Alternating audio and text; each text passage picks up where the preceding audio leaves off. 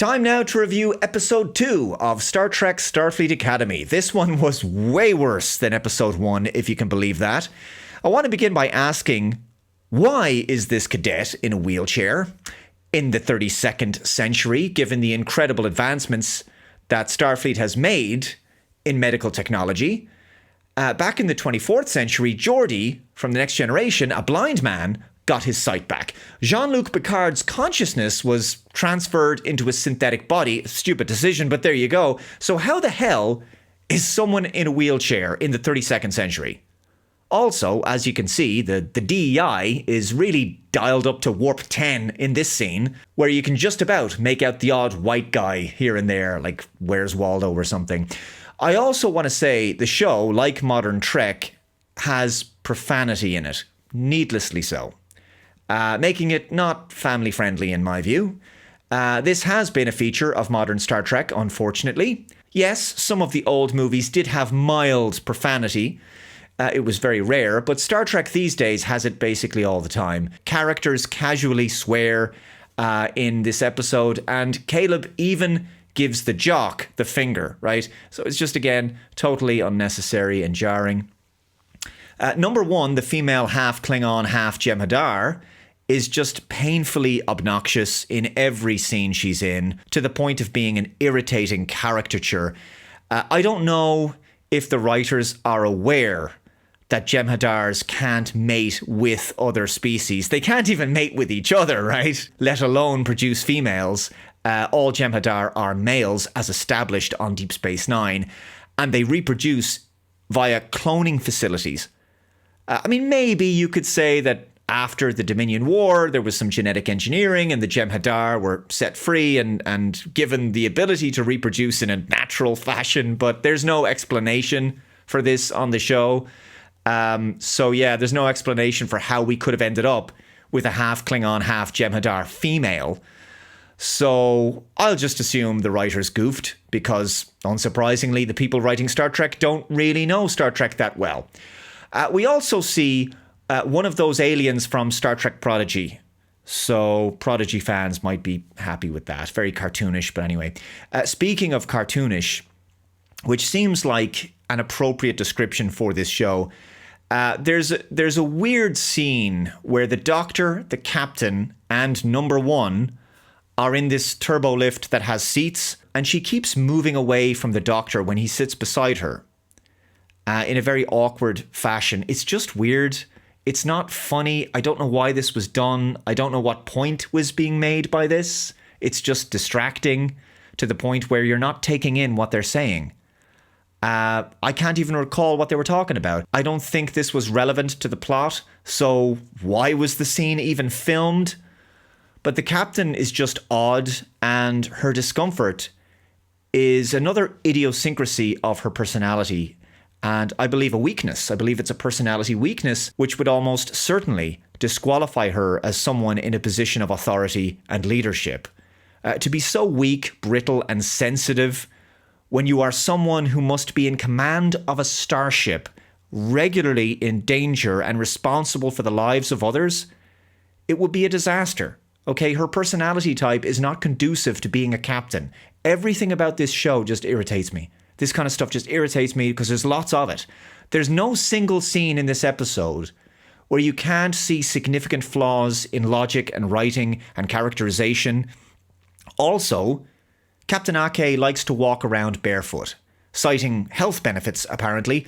But again, it's just another weird character quirk that makes her less relatable and therefore, again, just odd and not someone that people would easily respect.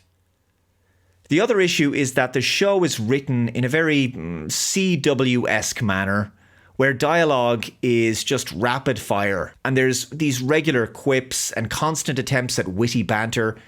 And I think it's a bit of a hangover from the attempts that Hollywood writers made to emulate Joss Whedon's style from Buffy, Angel, and Firefly, and of course his success with the first Avengers movie. He knew how to do this well, while also incorporating likability into the characters, pathos, and humanity. If you cannot do Joss Whedon's style as well as Joss Whedon, which no one can, you shouldn't try. Dialogue-heavy scenes in this show are really frustrating as a result. Related to this is something I find even more difficult to handle.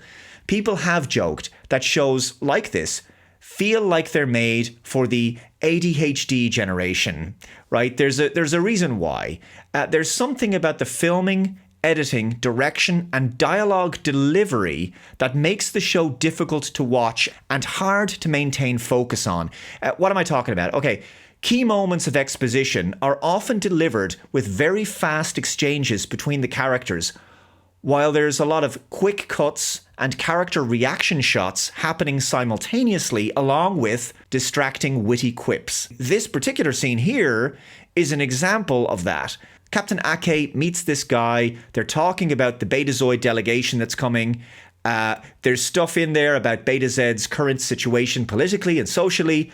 But while that's happening, Ake is behaving like someone with attention deficit disorder. She's always kind of fidgety. There's pointless stuff in there about her feet. She sits on the table randomly for no reason. She drinks from this guy's cup. He then reacts with disgust. We cut to the Admiral's reaction. All the while, important details are being dropped while the audience is having to keep up with a rapid patter of dialogue, gags, and visual reactions. Why can't the characters just stand still and say what they need to say? There's an attempt with these kinds of shows to overly stylize them visually and thematically. There's just so much coming at you.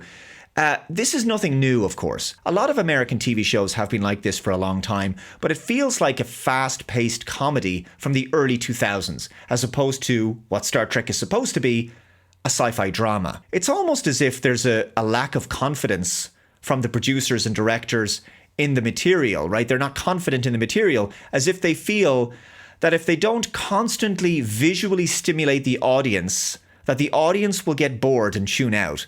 But the opposite is true. I actually find it tiresome to watch these kind of scenes made in this way. Now, the character of Caleb, he receives this obnoxious, incredibly smug lecture from Tig Notaro's character from Star Trek Discovery. Again, everyone talks like they're in a comedy. And everyone is trying to sort of one-up each other as being the smartest and wittiest person in the scene. Constant cynicism, condescension, and derision. Right? That's what he receives. It's intolerable to sit through scenes like this where characters are relentlessly mean-spirited or antagonistic to each other and everyone's arrogant about it. There's no intellectualism on display here. It's just low IQ trash talk masquerading as substance. Now, you may have heard of the term main character syndrome, which is a real thing that people can have in real life. It can come about from, I guess, too much social media use or something. A narcissistic tendency that people can have, right? The trouble is, everyone in this show has main character syndrome.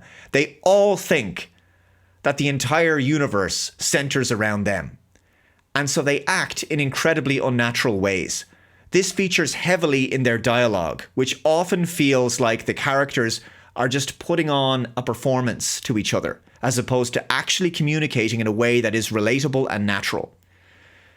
Now, another point, the transporters on the show are ridiculous. They're just basically magical teleporters at this point. There's no transporter pad needed anymore. Anyone can just teleport anywhere they like, randomly. They just pop up out of nowhere, out of thin air. I mean, two security guys appear directly in front of Caleb, blocking his path in a manner that has to be intentional. How would that even be possible, given what we know about how transporters have to work? Transporter chiefs have to carefully choose a safe transport site for the subject to be beamed to, and it needs to be safely clear of any nearby objects, trees, buildings, or of course people. But instead, these two guys just appear out of thin air in front of him like Q would. Like Q would just appear straight in front of you, but he was godlike. So in this episode, this Beta Z leader, he uses sign language. This is all very confusing to me. We did have a deaf character on The Next Generation who used sign language, but he wasn't a Betazoid, and that's important. This character appears to be actually deaf because he references how he's reading the Admiral's lips. Now, again, Much like with the Jem'Hadar, I'm not sure the writers understand Betazoids, especially because the Betazoid people are telepathic, and yet they're communicating with the leader with sign language and not telepathy, so they should be talking in each other's heads, and we should be able to hear that. Why is this character in the 32nd century deaf? That's a disability for a Betazed in the same way it would be for a human. Now, in real life, today, we can cure deafness with cochlear implants. I'm confused here. Did I miss something in this episode? Yeah, so look, I found this episode harder to watch than the first one. The story is weak. The pacing is terrible. The plot moves aimlessly from one poorly written scene to the next. There are these long, drawn-out scenes between Caleb and the Betazed girl, whose name, again, it didn't go in. If I heard it once, it didn't stick.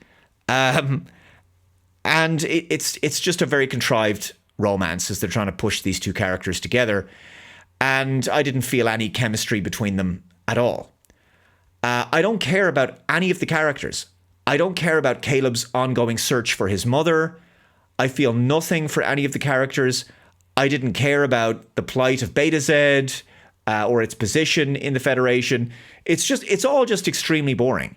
Putting aside that this is supposed to be Star Trek, objectively, this show is bad television. There's an enormous budget here. The production values are genuinely very impressive. But none of the money seemingly made it into the quality of the writing. And I mourn for Star Trek and the memory of what this franchise once was in its heyday. The good news is, most people, most fans have rejected this show, as evidenced by the fact that when Paramount released the first episode for free on YouTube, desperation, only 1,300 people watched it live.